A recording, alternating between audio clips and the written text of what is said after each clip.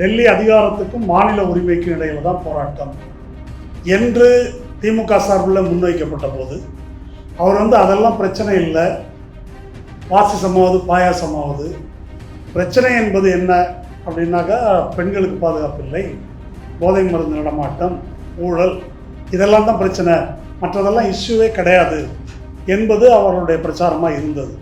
இந்த சீரியஸான அரசியல்னால் எவன் கேட்குறான்? நம்ம இந்த பிரச்சனையை பேசுவோம், என்னெல்லாம் நம்மளை பற்றி சொன்னாங்களோ அதில் இவங்க எப்படி செய்கிறாங்க, அதில் நடந்திருக்கின்ற தோல்விகள், அதை முன்னிலைப்படுத்தி பேசுவோம், அதுதான் மக்களிடம் எடுபடும், அதில் தான் தேர்தலில் வெற்றி பெற முடியும் என்பது போல ஒரு கருத்து. ஜெர்மானியர்கள் தான் தூய ஆரியர்கள், மிச்ச பேரெல்லாம் ஒரு அரை வளர்ச்சியில் இருக்கிற குரங்குகள் என்பதெல்லாம் பாடத்திட்டத்தில் தான் வந்திருக்கு. அது சும்மா ஏதோ நாசிக்கள் மட்டும் தனியாக பேசிக்கிட்டாங்கன்றதல்ல. 2018 தான் இந்த யுஜிசி ரூலில் 7(3) என்ற திருத்தத்தை கொண்டு வருகிறார்கள். அதை எடப்பாடியே ஏற்றுக்கொள்ளவில்லை. எடப்பாடியே ஏற்றுக்கொள்ளாததைத்தான் இன்றைக்கு தாவேக அரசு ஏற்றுக்கொண்டிருக்கிறது. இது ஏன் சட்ட விரோதமானது என்பதற்கு நம்ம அந்த ஒன்றிய மாநில உறவுகள் குறித்த அந்த ஆய்வு குழு அவங்க அதை விளக்கி சொல்றாங்க. மத்திய பட்டியலில் இருப்பது, ஒன்றிய பட்டியலில் இருப்பது எது என்பதற்கு அரசமைப்பு சட்டத்தில் ஒரு வரையறை இருக்குது. ஒருவேளை மோடி அரசை விமர்சித்தோ, வலதுசாரி விஷயத்தை விமர்சித்தோ, அதை இந்த சித்தாந்தத்தை விமர்சித்தோ ஒரு பேராசிரியர் பேசினால் அவருக்கு என்ன நேரும் என்று சொல்ல முடியாது. ஆடியோ பதிவு பண்ணுறாங்க, அதனால் பேசும்போதே நாக்க உள்ள இழுக்குதுன்றார். இதெல்லாம் ஏற்கனவே நிலவுகின்ற சூழல். இப்போ இந்த பில் சட்டமாக மாறினால் நேரக்கூடியது என்ன என்பதை நாம் எல்லாரும் யோசிச்சுக்கலாம். எதிர்கால தலைமுறை எப்படி இருக்கும் என்பதை நம்ம யோசிச்சு பார்க்கலாம். ரெண்டாவது, யுஜிசி இப்போ ஏற்கனவே இந்த பிபிஎஸ்ஐ பில் வருவதற்கு முன்னாலேயே யுஜிசி தனக்கு கீழே இருக்கக்கூடிய பல்கலைக்கழகங்களில் ஒரு இந்தியன் நாலேஜ் சிஸ்டம் என்ற அதன் அடிப்படையில் ஆய்வுப் பொருள்கள், பாடத்திட்டங்கள் இதையெல்லாம் அறிமுகப்படுத்தியது. கல்வி காவிமயமாதல் பற்றி தோழர் சொன்னார்.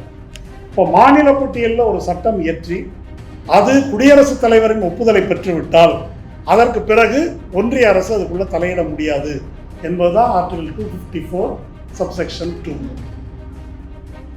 அது குடியரசுத் தலைவரின் அனுமதியை பெறக்கூடாது என்பதற்காக தான் RN ரவி போட்டு வச்சிருந்தார். அதுக்கு பிறகு திரௌபதி முர்மு போட்டு வச்சிருந்தது எதுக்குன்னாக்கா, அது ஓகே கொடுத்துட்டாக்கா அப்புறமா அதுக்குள்ளே இவங்க வர முடியாது என்பதனால் அதை கிடப்பில் போடுவதன் மூலம் முடக்குவது என்ற காரியத்தை அவர்கள் செய்தார். அது செல்லத்தக்கதா என்றால் செல்லத்தக்கது இல்லை என்று உச்சநீதிமன்றம் சொல்லிடுச்சு. இது கான்ஸ்டிடியூஷனல் இல்லை.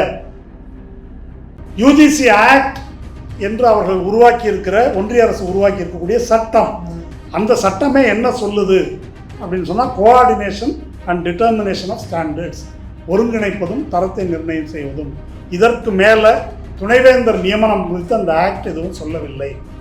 பேராசிரியர் கருணானந்தன் அவர்கள் 2 விஷயங்கள். ஒன்று, யுஜிசியினுடைய அத்துமீறிய மாநில உரிமையில் தலையிடுகின்ற அதிகாரம். பிறகு நாடாளுமன்றத்தில் வர இருக்கின்ற த விக்சித் பாரத் என்ன அதிஷ்டான், சிக்ஷா அதிஷ்டான், அது யுஜிசிக்கும் சேர்த்து சமாதி கட்டப் போவது, ஒரேடியாக ஒன்றியத்தின் கையில் அதிகாரத்தை குவிப்பது என்ற 2 விஷயங்களை பற்றியும் ஒரு சித்திரமாக தொகுத்து சொன்னார் வரலாற்று ரீதியாக. நான் இந்த அறிமுக உரையில் சொன்னது போல, மாநில உரிமைக்காக போராடக்கூடிய அத்தகைய போராட்டத்தில் ஒரு முன்மாதிரியாக திகழ்ந்து வந்த தமிழ்நாட்டில் கடந்த 60 நாட்களாக என்ன நடக்கிறது, நாம் எதை பேசுகிறோம், ஏன் இது பற்றிய பேச்சு அரசியல் பொதுவெளியில் இல்லை என்பது மிக முக்கியமான ஒரு கேள்வி. இப்போ தாவேக ஆட்சிக்கு வந்த பிறகு முதல்வர் 3 வாட்டி பேசியிருக்கிறார். ஒன்று சட்டமன்றத்தில் இப்படின்னாரு, அது பற்றி பல நாட்கள் விவாதம் நடந்தது. அப்புறம் திருச்சிக்கு போயிட்டு வாயில் நல்லா வருதுன்னாரு, அது பற்றி ஒரு ரவுண்டு வாதம் வந்தது. அப்புறம் இப்போ கரூரில் வந்து கொத்து பரோட்டான்னாரு, அதை பற்றி ஒரு சுற்று விவாதம். இது இல்லாமல் தாவேகா கட்சியை சார்ந்தவர்களுடைய அமைச்சர்களுடைய எம்எல்ஏக்களுடைய குற்றங்கள், அத்துமீறல்கள், அவர் உயர்கல்வித்துறை அமைச்சர் நடனமாடினது, பெண் குழந்தைகளிடம் அவர் வந்து தவறான முறையில் நடந்து கொண்டது, இன்னொருத்தர் வந்து பாராசிட்டமால் மாத்திரையை நொறுக்கியது, அப்புறம் ஸ்ரீவைகுண்டத்தில் வந்து கும்பல் வல்லுறவு செய்த குற்றவாளிகளை பாதுகாத்த ஒரு எம்எல்ஏ,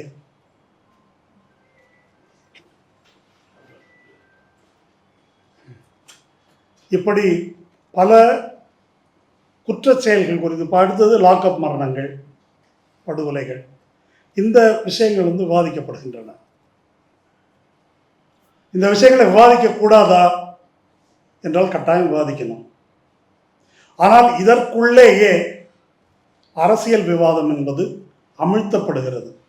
இது ஒரு வகையில் தேர்தல் பிரச்சாரத்தில் ஒன்றியத்துக்கும் மாநிலத்துக்கும் இடையிலான முரண்பாடு, தமிழ்நாட்டுக்கு மட்டுமல்ல, டெல்லி அதிகாரத்துக்கும் மாநில உரிமைக்கும் இடையில தான் போராட்டம் என்று திமுக சார்பில் முன்வைக்கப்பட்ட போது அவர் வந்து அதெல்லாம் பிரச்சனை இல்லை, பாசிசமாவது பாயாசமாவது, பிரச்சனை என்பது என்ன அப்படின்னாக்கா பெண்களுக்கு பாதுகாப்பு இல்லை, போதை மருந்து நடமாட்டம், ஊழல், இதெல்லாம் தான் பிரச்சனை, மற்றதெல்லாம் இஷ்யூவே கிடையாது என்பது அவருடைய பிரச்சாரமாக இருந்தது. அந்த பிரச்சாரம் குறிப்பிட்ட அளவுக்கு மக்கள் மத்தியில் ஒரு செல்வாக்கு செலுத்தியது, வெற்றியும் பெற்று விட்டார்கள். எப்படி வெற்றி பெற்றாங்க அதுக்குள்ளே போக வேண்டாம்.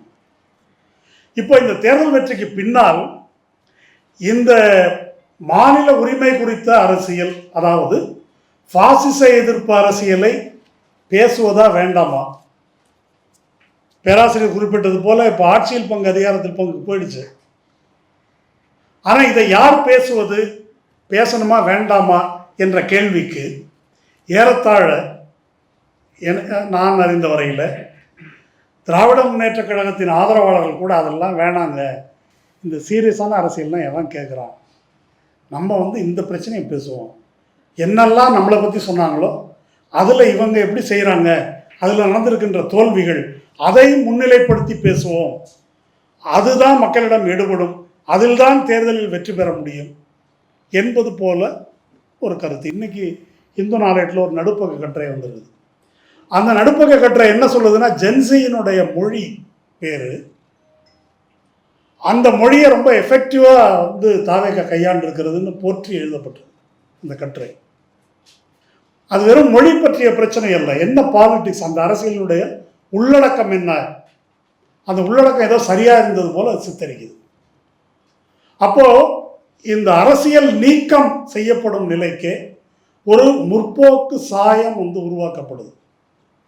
இன்னைக்கு பார்த்த சதீசன் கேரளா முதலமைச்சர் இங்கே தாவேகா சொன்ன அதே ஸ்டாண்ட் பாயிண்ட்டை சொல்கிறாரு, we don't want confrontation with centre.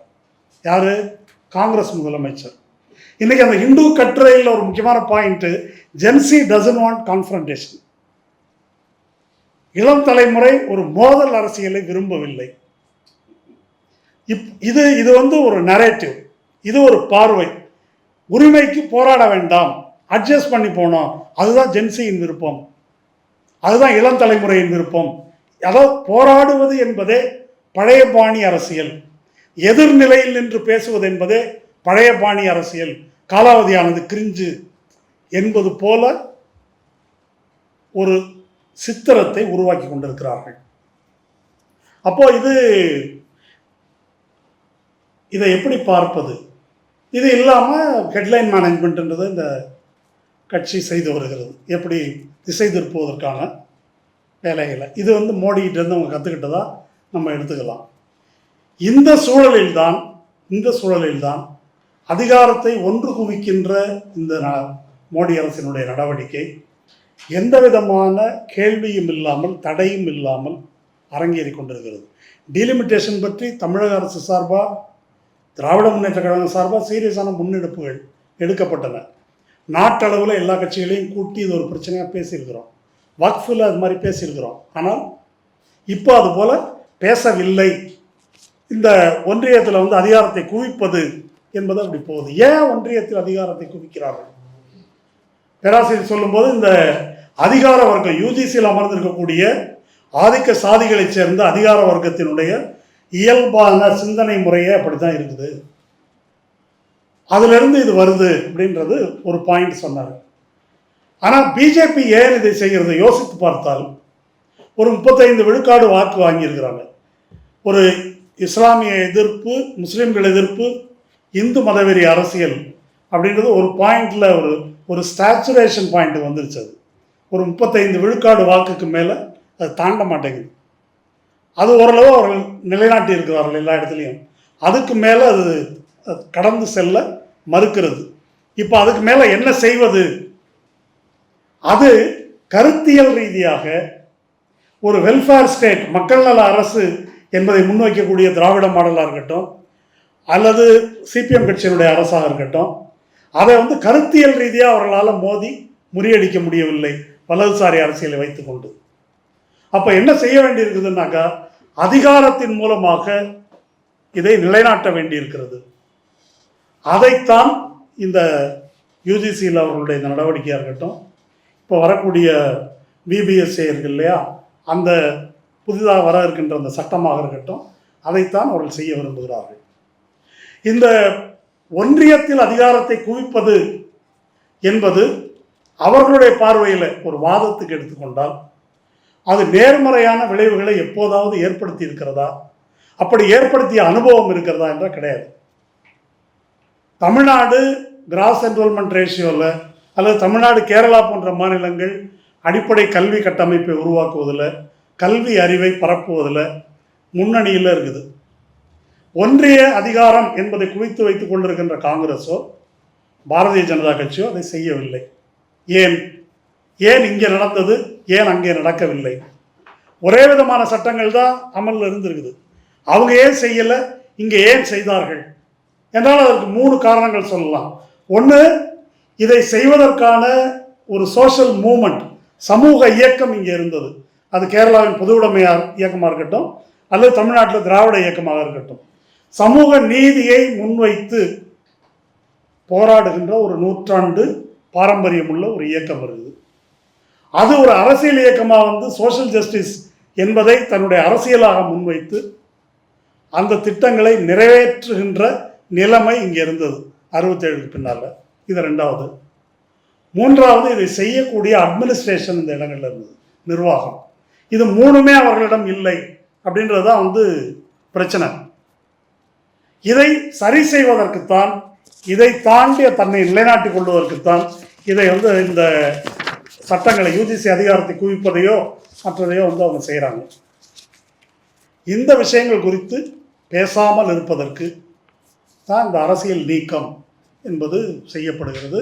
இந்த அரசியல் நீக்கம் என்பது பிஜேபி பாலிடிக்ஸ் இங்கே காலூன்றுவதற்கு ரொம்ப வாட்டமானது. அண்ணாமலையை வந்து ப்ரொஜெக்ட் பண்ணுறதுன்றதுக்கு அர்த்தம் இல்லாமல்லாம் இல்லை. அது அடுத்தது இந்த அரசியலை கொண்டு வருவதற்கானது. அவர் நான் கான்ஃபரன்டேஷனிஸ்ட் பாலிடிக்ஸ் தான் இப்போ பேசுகிறார்.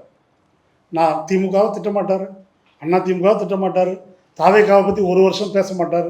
ரொம்ப டீசன்ட் பொலிட்டிஷியன் அவர். அப்படி தான் வந்து தன்னை வந்து ப்ரெசன்ட் பண்ணிக்கிறார் அவர். அப்போது இவங்களுக்கு கான்ஃபரன்டேஷன் கிடையாது. அப்போ என்ன தான் அரசியலில் நடக்குது அப்படின்னா எதுவும் பேச வேணாம். அப்படி எதுவும் பேசாத நிலை தான் அவர்கள் காலூன்றுவதற்கான, அவர்கள் இந்த அரசியலை கடைவிரிப்பதற்கான ஒரு சூழல். ஏனென்றால் தமிழ்நாட்டில் வலதுசாரி அரசியல் அல்லது இந்துத்துவ அரசியல், திராவிட இயக்க அரசியலை கான்ஃபரண்ட் பண்ணி எதிர்த்து நின்று வெல்ல முடியவில்லை இதுவரைக்கும், இத்தனை நாள் நடந்ததில். அப்போ அவர்களுக்கு கிடைக்க இருக்கக்கூடிய மாற்று என்பது என்ன அப்படின்னா அரசியல் நீக்கம் செய்வது. அந்த அரசியல் நீக்கம் செய்வது தான் இந்த தேர்தல் முடிவு. தேர்தல் முடிவுக்கு பின்னால் இப்பொழுது நடந்து கொண்டிருப்பதும் கூட அதுதான். அப்போ அந்த அரசியல் நீக்கம் செய்யப்பட்ட சூழலில் தோற்றவர்கள் அல்லது இந்த சூழ்நிலை தவறாக புரிந்து கொண்டிருப்பவர்கள் இதெல்லாம் பேசாமல் இருக்கிறது தான் தீர்வு, இதை பேசினா யாரும் கேட்க மாட்டாங்க, இதை பேசுவதே வீண் வேலை என்பது போல சிந்திக்க தொடங்குகிறார்கள் என்பதுதான் மிகப்பெரிய ஆபத்து. இப்ப இளம் தலைமுறைக்கு எப்படி கொண்டு செல்வது அப்படின்னு யோசிக்கிறது வேற. ஒரு அரசியல் கட்சியோ அரசியல் இயக்கமோ மக்களுக்கு விழிப்புணர்வை ஏற்படுத்தும் விதத்தில் வேலை செய்யணும். மக்கள் எப்படி இருக்கிறார்களோ அதற்கு தக்க நாம் இறங்கி செல்வோம், அதற்கு தகுந்த மாதிரி மாறிக்கொள்ளும், அப்போதான் ஓட்டு விழும் என்பது அல்ல நம்முடைய வேலை. அப்போ ஓட்டு விழாது, அப்போ அது நடக்காது.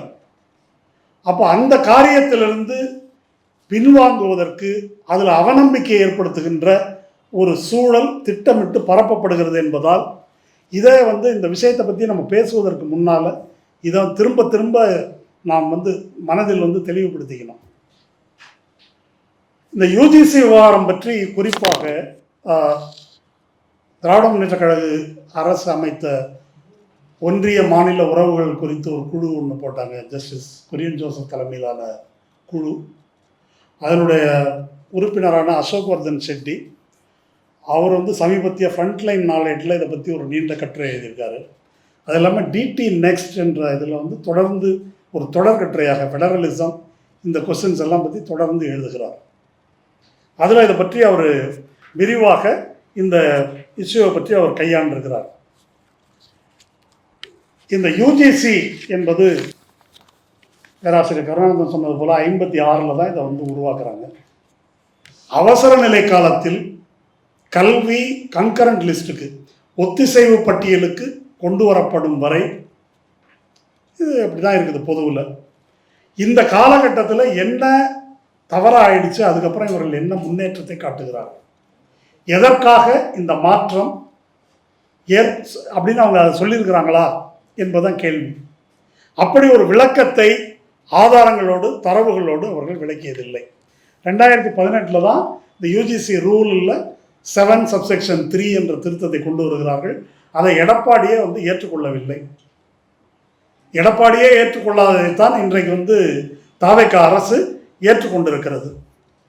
இது ஏன் சட்ட விரோதமானது என்பதற்கு நம்ம அந்த ஒன்றிய மாநில உறவுகள் குறித்த அந்த ஆய்வு குழு அவங்க அதை விளக்கி சொல்றாங்க. மத்திய பட்டியலில் இருப்பது ஒன்றிய பட்டியலில் இருப்பது எது என்பதற்கு அரசமைப்பு சட்டத்தில் ஒரு வரையறை இருக்குது. ஆர்டிகிள் 254(2) என்பது மாநில பட்டியல் பற்றி சொல்லுது. மாநில சட்டமன்றம் ஒரு சட்டத்தை இயற்றினால், பல்கலைக்கழகம் ஒவ்வொன்றுக்கும் தனித்தனி சட்டம் தான், எல்லாத்துக்கும் சேர்த்து தமிழ்நாட்டில் ஒரு சட்டம் இல்லை. ஏன்னா அது பல்கலைக்கழகத்தினுடைய இண்டிபெண்டன்ஸுக்கானது. அப்படி தனித்தனி சட்டம் இருக்குது. இப்போ மாநில பட்டியலில் ஒரு சட்டம் இயற்றி அது குடியரசுத் தலைவரின் ஒப்புதலை பெற்றுவிட்டால் அதற்கு பிறகு ஒன்றிய அரசு அதுக்குள்ளே தலையிட முடியாது என்பதுதான் ஆர்டிகிள் 254(2). அது குடியரசுத் தலைவரின் அனுமதியை பெறக்கூடாது என்பதற்காக தான் RN ரவி போட்டு வச்சிருந்தார். அதுக்கு பிறகு திரௌபதி முர்மு போட்டு வச்சிருந்தது எதுக்குன்னாக்கா அது ஓகே கொடுத்துட்டாக்கா அப்புறமா அதுக்குள்ளே இவங்க வர முடியாது என்பதனால் அதை கிடப்பில் போடுவதன் மூலம் முடக்குவது என்ற காரியத்தை அவர்கள் செய்தார்கள். அது செல்லத்தக்கதா என்றால் செல்லத்தக்கது இல்லை என்று உச்சநீதிமன்றம் சொல்லிடுச்சு. இது கான்ஸ்டிடியூஷனல் இல்லை. யூஜிசி ஆக்ட் என்று அவர்கள் உருவாக்கி இருக்கிற, ஒன்றிய அரசு உருவாக்கி இருக்கக்கூடிய சட்டம், அந்த சட்டமே என்ன சொல்லுது அப்படின்னு சொன்னால் coordination and determination of standards, ஒருங்கிணைப்பதும் தரத்தை நிர்ணயம் செய்வதும். இதற்கு மேலே துணைவேந்தர் நியமனம் குறித்து அந்த ஆக்ட் எதுவும் சொல்லவில்லை. அது இல்லாமல் ஒன்றிய பட்டியலில் என்ட்ரி 44 அது பல்கலைக்கழகங்கள் தொடர்பான விஷயத்தில் ஒன்றியத்துக்கு அதிகாரம் கிடையாது என்று தெளிவுபடுத்துகிறது. இதெல்லாம் நம்ம இப்போ இந்த 29ஆம் தேதி வழக்கு வருது இல்லையா, இப்போ அந்த விவாதங்கள்லாம் வரும், அதை ஒட்டி நாம் தெரிந்து கொள்ள வேண்டிய விஷயங்கள். அப்போ யூஜிசி ஆக்டில் இல்லாத, சட்டத்தில் இல்லாத ஒரு விஷயத்தை சட்டத்துக்கு கீழ் உள்ள விதிமுறையில் கொண்டு வர முடியுமா? கான்ஸ்டியூஷன் இருக்குது, அதுக்கு பிறகு நாடாளுமன்றம் அல்லது சட்டமன்றம் இயற்றுகின்ற சட்டம் இருக்குது, அதற்கு பிறகு இயற்றப்பட்ட அந்த சட்டத்தின் அடிப்படையில் வகுக்கப்படுகின்ற விதிமுறைகள் இருக்குது. இப்போ அந்த விதிமுறை மாநில அரசு இயற்றுகின்ற சட்டத்திற்கு மேல் செல்வாக்கு செலுத்த முடியுமா என்பதுதான் திரும்ப திரும்ப எழுப்பப்படுகின்ற கேள்வி. இந்த கேள்விக்கு நம்முடைய நீதிமன்றங்கள் 2 விதமாக குழப்பமாக தீர்ப்புகளை அளித்திருக்கிறார்கள். 2 விதமான தீர்ப்பு இருக்கு. ஒன்று, மாநில சட்டமன்றத்தின் அதிகாரத்தை யுஜிசி ரூல்ஸ் மீற முடியாது என்பது ஒரு பிரிவு. இன்னொரு பிரிவு தீர்ப்புகள் எப்படி சொல்கிறாங்கன்னா, அந்த யுஜிசி ரூல்ஸ் என்பது நாடாளுமன்றத்தின் முன் வைக்கப்பட்டு விட்டதால் அது ஒன்றியத்தின் சட்டமாக அதை அப்படி கருதப்பட வேண்டும். அது ஏதோ கோயிலில் சாமி முன்னால் வச்சா அது பிரசாதன்ற மாதிரி அப்படி முன் வைக்கப்படுவதற்கெல்லாம் அப்படி அதிகாரம் கிடையாது என்று மறுத்து மற்ற தீர்ப்புகள் சொல்லியிருக்கின்றன. இப்போ இப்படி முரண்பட்ட தீர்ப்புகள் சொல்லியிருப்பதை காட்டி ஓய்வு பெற்ற நீதிபதி AK ராஜன் அதை தெளிவுபடுத்தி இருக்கிறார். இதில் முரண்பாடெல்லாம் எதுவும் இல்லை. அரசமைப்பு சட்டத்தின்படி என்ட்ரி 32 என்பது மாநில பட்டியலில் என்ட்ரி 32 என்பது பல்கலைக்கழகங்கள் மீது மாநில அரசுக்குரிய அதிகாரத்தை பேசுகிறது. ஒன்றிய பட்டியலில் என்ட்ரி 44 என்பது ஒன்றிய அரசின் அதிகாரங்களை பேசுது. அதில் பல்கலைக்கழகம் கிடையாது. இது ரெண்டையும் சேர்த்து பார்த்தால் ஒன்றியத்துக்கு இதில் எந்த வேலையும் இல்லை என்று தெளிவாக தெரியும் அப்படின்னு விளக்குறார். இந்த சட்ட நுணுக்கங்களுக்குள்ள அதிகம் போக வேண்டாம். இப்போ என்ன பிரச்சனைனாக்கா, அவர் அசோக்வர்தன் செட்டி எழுதுறாரு, இவ்வளவும் பிரச்சனை இருக்குது, முரண்பாடு இருக்குது, இது கான்ஸ்டிடியூஷனல் பெஞ்சுக்கு போய் ஒரு தீர்வு கண்டிருக்க வேண்டும். ஆனால் எந்த கட்சியும் இதை கான்ஸ்டிடியூஷனல் பெஞ்சுக்கு கொண்டு போய் தீர்வு காண்பதற்கான முயற்சியை எடுக்கவில்லை அப்படின்றத ஒரு சுட்டி காட்டுறாரு. இது ஒரு உண்மை. இது அப்படியே கிடப்பில் போடப்பட்டது. இப்போ அது இந்த இடத்துல நிற்குது. இது மானியக்குழு என்று சொல்லிக் கொள்வதற்கான அருகதை இருக்கா? அதுக்கு பேர் மானியக்குழுன்னு சொல்கிறாங்களே. முக்கியமான டேட்டா ஒன்று அவர் சொல்கிறார். 2014-15 இந்த பல்கலைக்கழக மானிய குழுவுக்காக ஒதுக்கப்பட்ட தொகை 8,905 கோடி ரூபாய். 2014-15 மோடி அப்போ தான் வர்றார். அந்த 8,905 கோடி ரூபாயில் பல்கலைக்கழகங்கள் 2 விதம். சென்ட்ரல் யூனிவர்சிட்டி, மாநிலங்களுடைய ஆளுகையின் கீழ் இருக்கிற பல்கலைக்கழகங்கள். இந்த 8,905 மாநிலங்களுக்கு வந்தது 1,185 கோடி. அதாவது இதில் 13 விழுக்காடு தான் மாநிலங்களுக்கு, 87 விழுக்காடு சென்ட்ரல் யூனிவர்சிட்டிக்கு தான் போயிடுது. இந்த 13 விழுக்காட்டை நம்ம எல்லாருக்கும் பிரிச்சுக்கணும். எல்லா மாநிலங்களுக்கும் இந்த 1,185 கோடி தான் இவங்க கொடுக்குற மானியம். சரி, இது 2014-15. 2025-26 இந்த 8,905 கோடி ரூபாய் என்பது 3,336 கோடி ரூபாயாக குறைந்திருக்குது. 1/3 வந்துருச்சு. அதில் மாநிலங்களுக்கு வழங்கப்படுவது 62 கோடி, அதாவது 2%. 62 கோடி தமிழ்நாட்டுக்கு இல்லை, எல்லா ஸ்டேட்டுக்கும் சேர்த்து. இது ஒரு மானிய குழு. இவன் அதிகாரத்துக்கு நம்ம கட்டுப்படணும். இது எவ்வளோ பெரிய கேலி கூத்து! இது ஒரு மிஸ்நாமர். அப்படி ஒரு மானிய குழுன்னு சொல்வதற்கான அருகதை கிடையாது. முட்டாளுக்கு ஞானதேசிகன்னு பேர் வைக்கிற மாதிரி என்னது. இதுக்கு அது மானிய குழு என்று சொல்லிக் கொள்வதற்கு கிடையாது. அதே போல் அவர்களுக்கான அதிகாரம் என்பது அதிகபட்சம் போனால் கிராண்ட் கொடுக்க மாட்டேன்னு சொல்கிறதுக்கு மேலே வேறு அதிகாரம் கிடையாது. இப்படிப்பட்ட ஒரு யுஜிசி, சட்ட ரீதியாகவே இப்படிப்பட்ட ஒரு நிலை. அப்படி இருக்கும்போது அந்த நாமினியை நான் ஏற்றுக்கொள்ளுகிறேன், 5 பேர் போட்டுக்கிறோம், ஆளுநர் அதை தீர்மானிக்கட்டும் என்று இந்த அரசு ஏன் சொல்கிறது? அப்படி சொல்லிட்டாக்கா அதில் அவங்க சொல்கிற ஒரு வாதம் என்னென்னா, எப்படியும் நம்ம தானே மெஜாரிட்டி, 5ல் 3 மெஜாரிட்டி. ஒன்று ஆளுநருடைய நாமினி, ஒன்று யுஜிசி நாமினி, ஒன்று சிண்டிகேட் நாமினி, ஒன்று கவர்மெண்ட் நாமினி, இன்னொரு நாமினி நமக்கே கொடுக்குறாங்க. இப்போ 3 தானே மெஜாரிட்டி அப்படின்னு இவர்கள் பேசுகிறார்கள். அர்த்தமற்றது. நியமிக்கின்ற அதிகாரம் யாருக்கு இருக்குது? ஆளுநருக்கு தான். அப்போ இந்த பல்கலைக்கழக துணைவேந்தரை, ரொம்ப தரமான ஒரு துணைவேந்தரை நியமிக்கின்ற அதிகாரம் பொருந்திய ஆளுநர் இருக்கார்ல, அவருடைய தகுதி என்னன்னாக்கா 35 வயசாக இருக்கணும், இந்திய குடிமகனாக இருக்கணும். அதுக்கு மேலே எந்த அருகதையும் எந்த கல்வி தகுதியும் கவர்னருக்கு வேண்டும் என்று அரசமைப்பு சட்டம் சொல்லலை. கைநாட்டாக இருந்தால் கூட ஓகே தான். அவர் துணைவேந்தரை தீர்மானிக்கலாம். அப்போ இப்போ இன்னைக்கு துணைவேந்தர்கள் எப்படி நியமிக்கப்படுகிறார்கள் நமக்கு தெரியும். கேரளாவுடைய உதாரணத்தை நான் சொன்னேன். துணைவேந்தரால் ஆளுநரால் நியமிக்கப்பட்ட துணைவேந்தர்கள் 3 பேர் மோகன் பகவத் பங்கேற்ற RSS நூற்றாண்டு விழாவில் பங்கேற்றிருக்கிறார்கள். அப்போ ஆளுநரால் எந்த துணைவேந்தர், எப்படிப்பட்ட துணைவேந்தர் நியமிக்கப்படுவார் என்பதற்கு அதிகம் விளக்கம் தேவையில்லை. அந்த துணைவேந்தர் என்ன மாதிரி ஆசிரியர்களை, என்ன மாதிரி ஊழியர்களை கொண்டு வருவார், என்ன மாதிரியான பாடத்திட்டம் வரும் என்பதெல்லாம் நம்ம சொல்ல தேவையில்லை. அப்படி துணைவேந்தரையே நியமிக்கலாம்னா அப்புறம் செனட்டு, சிண்டிகேட்டு எல்லாத்தையும் தலையிடுவார்கள்.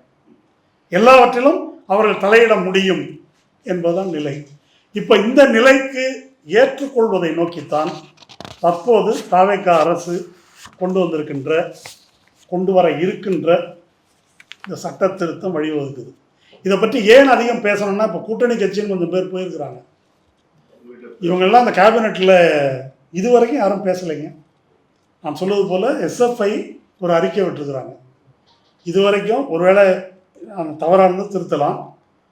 சிபிஐ, சிபிஎம், விசிகா, இந்த விஸ்வநாதன் இப்படி பேசியிருக்கிறாரு. அதை கண்டித்து யாருமே பேசலை, அதை எதிர்த்து யாரும் பேசலை.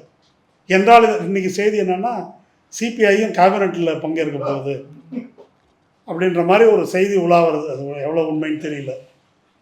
அப்போ இவர்கள் எதுவுமே பேசலை அப்படின்னா என்ன செய்ய நினைக்கிறார்கள்? இத்தனையும் செய்துவிட்டு இது மாநில நலன் வர்சஸ் மாணவர் நலன் என்று ஒரு சித்திரத்தை, ஒரு விவாதத்தை கொண்டு வர்றாங்க. அப்போ இதுவரைக்கும் தமிழ்நாடு அடைந்திருக்கின்ற முன்னேற்றம் என்பதெல்லாம் மாநில உரிமையின் காரணமாக, மாநில அரசு, தேர்ந்தெடுக்கப்பட்ட ஒரு மாநில அரசு ஒரு கொள்கையை அமல்படுத்த முடிந்த காரணத்தினால தான் இந்த நம்ம லிட்ரஸியில் மேலே இருக்கிறதோ, கிராஸ் என்ரோல்மெண்ட் ரேஷியோவோ, ஸ்டெம் கிராஜுவேட்ஸ் அதிகம் இருக்கிறதோ, அல்லது மருத்துவர்கள் அதிகம் இருக்கிறதோ, அல்லது கல்வியில் பல திட்டங்கள் அறிமுகப்படுத்தப்பட்டிருப்பதோ, இது எல்லாமே எப்போ சாத்தியமாகுதுன்னாக்கா மாநில அரசுக்கு கொள்கை வகுக்கின்ற அதிகாரம், அதற்காக நிதி ஒதுக்கீடு செய்ய முடிகின்ற அதிகாரம், இதெல்லாம் இருக்கும்போது மட்டும்தான் அது சாத்தியமாகிறது. அதை ஒரேடியாக முடிவுக்கு கொண்டு வருவது என்ற நோக்கத்தில் தான் இந்த விக்சித் பாரத் சிக்ஷா அதிஷ்டான் என்பது இப்போது நாடாளுமன்றத்தில் வரப்போகுது. அது என்ன கதியாக போகுதுன்னு எனக்கு தெரியல. அது பற்றிய போதிய விவாதம் நடக்காமல் இருப்பது பெரும் கவலையை தருகிறது. இது 20ஆம் தேதி வரப்போகுதுன்றதுனால இதை பற்றி நாம் தெரிஞ்சு கொள்ளணும். முதல் பாயிண்ட்டு, 3 யூஜிசியை அது மூட்டை கட்டிடுது. அடுத்தது all India council for technical education, அதையும் மூடிடுறாங்க. அப்புறம் national council for teachers education, அதையும் மூடிடுறாங்க.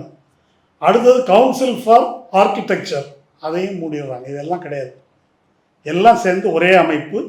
அது இந்த விபிஎஸ்ஏ இந்த அமைப்பு. இதில் ஏற்கனவே யூஜிசியில் 12 உறுப்பினர்களில் 10 பேர் அகடமிக்ஸ், அரசால் நியமிக்கப்பட்டவர்களாக இருந்தாலும் 2 பேர் அதிகாரிகள். இப்போ 5 பேர் அதிகாரிகள், 7 பேர் கல்வியாளர்கள் மாற்றத்தில். அது இல்லாமல் மெம்பர் செக்ரட்டரி தலைவர். கிளாஸ் 47 என்ன சொல்லுதுன்னா, இந்த bill empowers the centre to over rule the commission. ஒரு கமிஷன் நியமிக்கிறாங்க, ஆனால் ஒன்றிய அரசு இவங்க எடுக்கிற முடிவை ஓவர் ரூல் பண்ண முடியும். இந்த முடிவு சரியில்லை என்று மோடி அரசு கருதினால் அதை ஓவர் ரூல் பண்ணலாம். அடுத்து clause 24 allows government to remove members, chairman யாராக இருந்தாலும் 24 யாரை வேணால் எப்போ வேணால் நீக்கலாம். இவ்வளவுதான் அதனுடைய இறையாண்மை. அதுக்கு அடுத்தது விசியை பற்றி அது என்ன சொல்லுது? எனக்கு தெரிஞ்ச வரைக்கும் விசியை பற்றி அதில் எதுவும் சொல்லலை. அது அந்த இடம் பிளாங்காக இருக்குது. ஆனால் அது எலிஜிபிலிட்டி, ஓவராலாக இதை நிர்வாகம் செய்யக்கூடிய சூழல் பற்றி சொல்வதற்கு அதற்கு இருக்கின்ற அதிகாரம், இதையெல்லாம் வச்சு பார்க்கும்போது அவங்க சொல்லாத ஒரு ஆள் விசியாக வர முடியாது. விசிக்கான தகுதியை அவங்க கொண்டு வந்துடுவாங்க. அதிகாரம் என்பது இங்கே இருக்கும். அதனால் அவன் சொல்கிறான தவிர வேறு யாரும் இங்கே விசியாக வர முடியாது என்ற சூழல் அதில் ஏற்படும். அடுத்து டீம்டு யூனிவர்சிட்டின்னு ஒன்று கிடையாது. இந்த பில் வந்துருச்சுனாங்க க்ளோஸ் பண்ணிடுறாங்க. அது இல்லாமல் கல்லூரிகளே நேரடியாக டிகிரி கொடுக்கலாம், அதுக்கான அங்கீகாரத்தை இவர்கள் வழங்குவார்கள். யார்? விபிஎஸ்ஏ நேரடியாக வழங்கும். அந்த மாதிரி மாற்றம். அடுத்தது, இந்த விபிஎஸ்ஏ யூனிவர்சிட்டி, இந்த பல்கலைக்கழக மானிய குழு மாதிரி மானியம் எதுவும் கொடுக்காது. என்ன செய்யணும்னு மட்டும்தான் சொல்லும். அப்போ செலவுக்கு என்ன செய்யறது? அது நீங்களே பார்த்துக்க வேண்டியது. செலவை கல்லூரிகளே பார்த்து கொள்ள வேண்டும். செலவை கல்லூரிகளே பார்த்துக்கணும், ஃபினான்ஷியல் ரிசோர்ஸை தேடிக்கொள்ள வேண்டும் என்றால் அதனுடைய விளைவு என்னவாக இருக்கும்? ஸ்டூடெண்ட் ஃபீஸ் ஏறும். ஸ்டூடெண்ட் ஃபீஸ் ஏறினதுனால என்ன விளைவு ஏற்படும்? ஒடுக்கப்பட்ட சமூகங்களிலிருந்து வருகின்ற மாணவர்கள், எஸ்சி, ஓபிசி, எஸ்டி பிரிவுகளிலிருந்து வருகின்ற மாணவர்கள் படிக்க முடியாது, அல்லது அடாத இதுக்கு வந்து எஜுகேஷன் லோன் வாங்கணும், கட்ட முடியாமல் தவிக்கணும். ஆக முன்ன கட்டாய இலவச கல்வி என்பது இருப்பதற்கு முந்தைய காலத்துக்கு, வெள்ளைக்காரன் காலத்துக்கு கொண்டு போகிறது, ரிவர்ஸில் கொண்டு போகிறது, பணம் இருக்கிறவங்க மட்டும்தான் படிக்க முடியும் என்பதை நோக்கி தள்ளி செல்வது. அடுத்தது ரிசர்ச், ஆய்வு தொடர்பான விஷயங்களுக்கு அதை முழுக்க என்ன செய்கிறாங்கன்னா இண்டஸ்ட்ரியோடைய ப்ரையாரிட்டிக்கு ஏற்ப அப்படி தள்ளி விட்டுறாங்க. அப்படி அவர்களுடைய தேவைக்கு ஆய்வு, அமெரிக்காலாம் அப்படி தான் இருக்குது. அந்த மாதிரி அவர்களுடைய தேவைக்கு அவங்கள்ட்டேருந்து ஃபண்டு வாங்கிட்டு தான் ஆய்வு செய்யணும். அதனுடைய விளைவு என்னவாக இருக்கும்? அதனுடைய விளைவு என்னவாக இருக்குன்னா ஹியூமனிட்டிஸ், ஃபிலாசபி, எத்திக்ஸ், இதுக்கெல்லாம் எவனா பணம் கொடுப்பானா? இதெல்லாம் வருமானத்துக்கு உள்ளதில்லை. ஒரு கிரிட்டிக்கல் திங்கிங் இதில் தான் வரும். அதிகாரத்தை கேள்விக்குள்ளாக்குகின்ற, சமூக நீதி பேசுகின்ற, நியாய அநியாயம் பற்றி பேசுவது, இதெல்லாம் ஹியூமனிட்டிஸ் யார் வந்து பேசுகிறாங்களோ அங்கேருந்து தான் வரும். வெறும் என்ஜினியரிங், மேத்தமேட்டிக்ஸு, சயின்ஸு இந்த ஆய்வுகள் தொழில்துறைக்கு தேவைப்படுகின்ற, முதலாளிகளுக்கு தேவைப்படுகின்ற அந்த ஆய்வுகளிலிருந்து இத்தகைய மாணவர்கள் ஒருபோதும் உருவாக முடியாது, சாத்தியமில்லை. அப்போ நிதி ஒதுக்கீடு என்பதை பொறுத்த வரைக்கும் இதான். அதற்கு மேல் ரொம்ப முக்கியமாக ஆசிரியர்கள், பேராசிரியர்கள் பேராசைக்காரர்கள் ஆயிட்டாங்கன்னு சொன்னார். அதில் ஒரு விஷயம் இருக்குது. ஒன்றிய பல்கலைக்கழகங்களுடைய சங்கம் வந்து இதை எதிர்த்துருக்குது. முக்கியமாக அவங்களுடைய கவலை என்ன அப்படின்னா, யூஜிசி சொல்லக்கூடிய சர்வீஸ் கண்டிஷன்ஸ் எல்லாம் எடுத்துடுறாங்க. அந்தந்த காலேஜ் அதை வகுத்து கொள்ளலாம். அதன் பொருள் என்ன அப்படின்னாக்கா கேஷுவலைசேஷன் ஆஃப் அகடமிக் லேபர். இன்றைக்கி எப்படி கான்ட்ராக்டில் இருக்கிறாங்களோ அதை அங்கங்கே அவங்க பார்த்துக்கலாம். அப்போது கல்வியாளர்கள், பேராசிரியர்கள் எனப்படுவோருக்கு எந்த கௌரவமான ஊதியமோ அது கிடையாது. அவங்கள வந்து நிரந்தரமான கான்ட்ராக்ட் பணியாளர்களாக்கப்படுவார்கள். அடுத்தது ஆய்வு. தோழர் பேசும்போது ஒன்று சொன்னார், ஆளுநர் வந்து தலையிட்டார் எதை பேசுவது எதை பேசக்கூடாது என்பது பற்றி. சமீபத்தில் ஒரு விஷயம் ரிப்போர்ட் ஆகிருக்கு. ஜாமியா மில்லியா இஸ்லாமியா யூனிவர்சிட்டி, அங்கே ஒரு தலித் பேராசிரியர், அந்த பேராசிரியர் தன்னுடைய வகுப்பு மாணவர்களுக்கு ஆய்வுக்கான பொருளாக ஒன்று சொல்கிறார். அது என்னென்னா, இந்தியாவில் சிறுபான்மை முஸ்லீம்களுக்கு எதிரான தாக்குதல்கள், அதை பற்றி ஒரு கட்டுரை வரைக, ஒரு ஆய்வு கட்டுரை வரைக அப்படின்னு அவர் சொல்கிறார். இதை சொன்னதற்காக அவர் சர்வீஸ்லேருந்து சஸ்பெண்ட் பண்ணப்பட்டிருக்கிறார். அவர் மேலே அது ஏன் சஸ்பெண்ட் பண்ணுறாங்கன்னாக்கா, it is unbecoming of an academic. ஒரு கல்வியாளருக்கு உரிய முறையில் அவர் நடந்து கொள்ளவில்லை. எது? இந்த ஆய்வு பொருளை கொடுத்ததற்காக. அப்போ பல்கலைக்கழகங்கள் சுதந்திரமாக தமது ஆய்வு பொருளை தீர்மானிக்க முடியாது. அபூர்வானந்தன் டெல்லி ப்ரொஃபஸர் வயரில் ஒரு கட்டுரை எழுதியிருக்காரு. அது இன்னும் டேஞ்சரஸாக இருக்குது வட இந்தியாவில். பேராசிரியர்கள் உரையாற்றும் போது மாணவர்கள் ஆடியோ ரெக்கார்ட் பண்ணுறாங்க. ஒரு வார்த்தை ஏதாவது எக்ஸ்ட்ரா போட்டாக்கா அவர் மேலே கிரிமினல் கேஸே வரும். அதனால் கிளாஸில் பேசும்போது பயப்பட வேண்டி இருக்கிறது. ஒருவேளை மோடி அரசை விமர்சித்தோ, வலதுசாரி விஷயத்தை விமர்சித்தோ, அதை இந்த சித்தாந்தத்தை விமர்சித்தோ ஒரு பேராசிரியர் பேசினால் அவருக்கு என்ன நேரும் என்று சொல்ல முடியாது.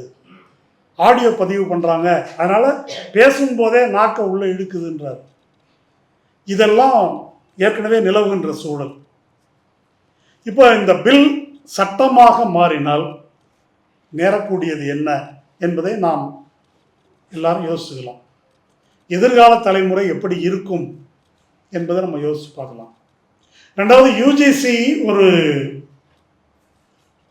இப்போ ஏற்கனவே இந்த பிபிஎஸ்ஐ பில் வருவதற்கு முன்னாலேயே யூஜிசி தனக்கு கீழே இருக்கக்கூடிய பல்கலைக்கழகங்களில் ஒரு இந்தியன் நாலேஜ் சிஸ்டம் என்ற அதன் அடிப்படையில் ஆய்வுப் பொருள்கள், பாடத்திட்டங்கள் இதையெல்லாம் வந்து அறிமுகப்படுத்தியிருக்கு. கல்வி காவிமயமாதல் பற்றி தோழர் சொன்னார். சில ஆண்டுகளுக்கு முன்னால் அரவிந்தன் நீலகண்டன் என்று வலதுசாரி சிந்தனையாளர்னு சொல்லலாம், அவரை சொல்லிடலாம். சிந்தனையாளர் ஒருத்தர் ஒரு நூல் எழுதினார், இந்திய அறிதல் முறை அப்படின்னு சொல்லி. அறிதல் முறையிலேயே இந்திய அறிதல் முறைன்னு ஒன்று இருக்குது அப்படின்னு சொல்லி ஒரு நூல் வெளியிட்டார். அதுக்கு மத்திய அமைச்சர்கள்லாம் வந்திருந்தாங்க, ஒன்றிய அமைச்சர்கள்லாம்.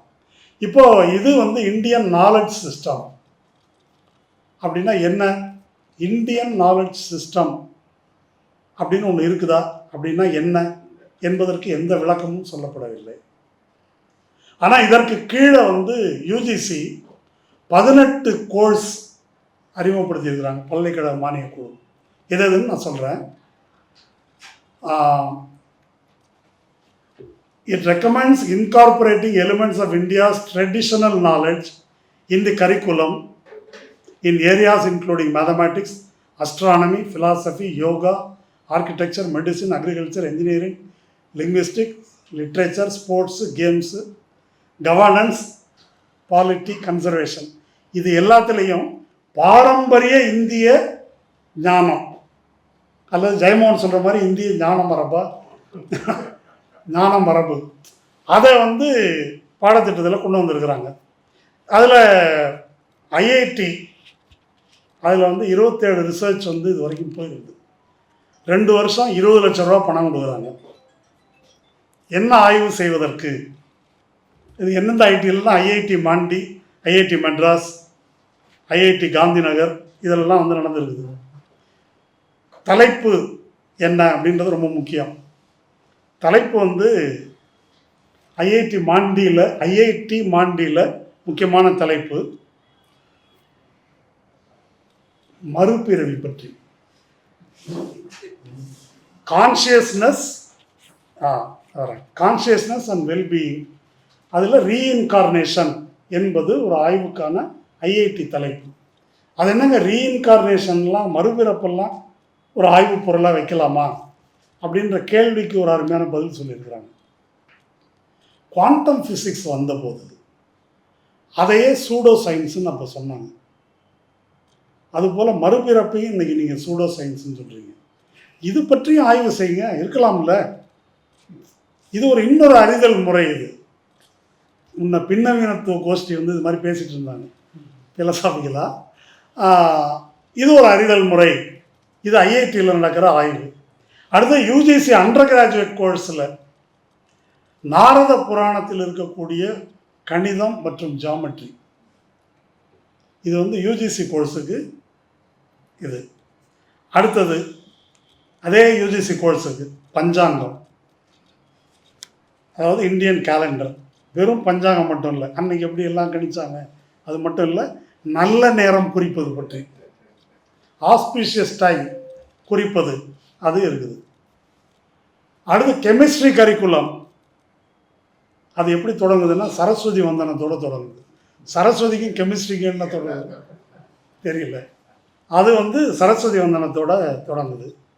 பிறகு கௌட்டில்யரின் அர்த்த சாஸ்திரம், பகவத்கீதை, இதெல்லாம் lessons of leadership. Be the லீடர்ஸுக்கு பயன்படும் நினைக்கிறேன். லெசன்ஸ் ஆஃப் லீடர்ஷிப்புக்கு கௌடில்யரின் அர்த்த சாஸ்திரம் இருக்குது. அப்புறம் Vedic architecture to create healthy indoor environment. வேத காலத்தில் ஏது ஆர்கிடெக்சர் எனக்கு புரியல. பர்ணசாலை தான், ஓலை குடிசைகள் தான். இப்போ என்ன வேதிக் ஆர்கிடெக்சர் அது எதுக்குன்னாக்கா இது மாதிரி வெல்பீயிங்க்கு, ஹெல்த்தி என்விரான்மெண்ட்டுக்கு. அடுத்தது தற்கொலை எண்ணத்தை தடுப்பதற்கு வேதிக் சொல்யூஷன். அதை தடுப்பதற்கு வேதத்தில் சொல்லியிருக்கக்கூடிய தீர்வுகள். இதோட